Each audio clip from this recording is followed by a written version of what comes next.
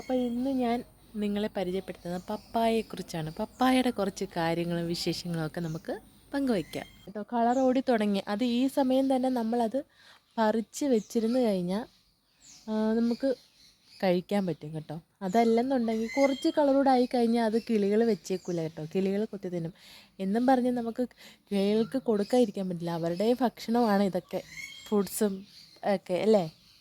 അപ്പോൾ ഇത് നമുക്കും കഴിക്കാം ഇഷ്ടംപോലെ. നമ്മുടെ വീട്ടിൽ തന്നെ നല്ല നാടൻ ആയിട്ട് കിട്ടുന്ന ഒരു സാധനമാണ് പപ്പായ എന്നുള്ളത്. മിക്കപ്പോഴും നാട്ടിലുള്ള എല്ലാ വീടുകളിലും കാണും. ഇത് കണ്ടോ, കുട്ടി പപ്പായ മരം. ഇതാകുമ്പോൾ പഴുത്താൽ നമുക്ക് പെട്ടെന്ന് പറിച്ചെടുക്കാനും ഒക്കെ പറ്റും. ഇതിൽ ഒരുപാട് വിറ്റാമിനുകളുണ്ട് കേട്ടോ. വിറ്റാമിൻ എ, സി, ഇ എന്ന് പറയുന്ന വിറ്റാമിനുകൾ ഇതിൽ അടങ്ങിയിരിക്കുന്നു. കൂടാതെ പപ്പൈൻ എന്ന എൽസൈമും അടങ്ങിയിരിക്കുന്നുണ്ട്. ഇത് നമ്മുടെ ക്യാൻസറിനെ പ്രതിരോധിക്കാൻ സിദ്ധ ഔഷധം കൂടിയാണ് നമ്മുടെ പപ്പായ.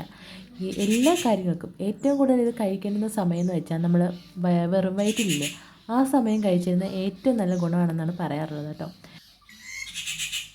ചർമ്മത്തിൻ്റെ ചുളിവുകൾ കുറയ്ക്കുന്നതിന് ഏറ്റവും ഉപാധിയാണ് നമ്മുടെ പപ്പായ. ദഹനത്തിൻ്റെ പ്രശ്നങ്ങളുള്ളവർക്കൊക്കെ ദഹനം മെച്ചപ്പെടുത്താൻ ഏറ്റവും ഉപാധിയായ മാർഗ്ഗമാണ് നമ്മുടെ പപ്പായ എന്ന് പറയുന്നത്. ഇപ്പം ഞാൻ കാണിച്ചില്ലേ, ആ പപ്പായയിൽ നിന്ന് പറിച്ചെടുത്ത പപ്പായയാണ് കേട്ടോ. കുറച്ച് കളർ ഓടിപ്പോഴേ നമ്മൾ പറിച്ച് വെച്ചിരുന്നു.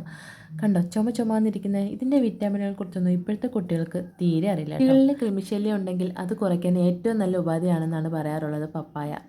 അപ്പോൾ എല്ലാവരുടെയും വീട്ടിൽ ഒരു തൈയെങ്കിലും ഉണ്ടാവായിരിക്കില്ല. അത് നന്നായി പരിപോഷിപ്പിച്ചെടുക്കൂ.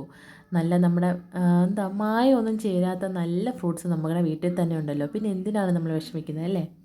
അപ്പോൾ എൻ്റെ ഇന്നത്തെ വിശേഷം ഇത്രയേ ഉള്ളൂ. പപ്പായെക്കുറിച്ചുള്ള അറിവുകളും കാര്യങ്ങളൊക്കെ നിങ്ങൾക്ക് കിട്ടിക്കാണുമെന്ന് വിശ്വസിക്കുന്നു.